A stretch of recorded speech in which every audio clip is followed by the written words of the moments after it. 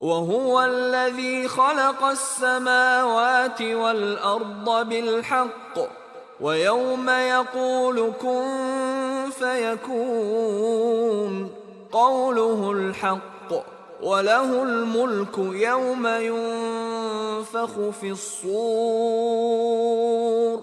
عَالِمُ الْغَيْبِ وَالشَّهَادَةِ وَهُوَ الْحَكِيمُ الْخَبِيرُ۔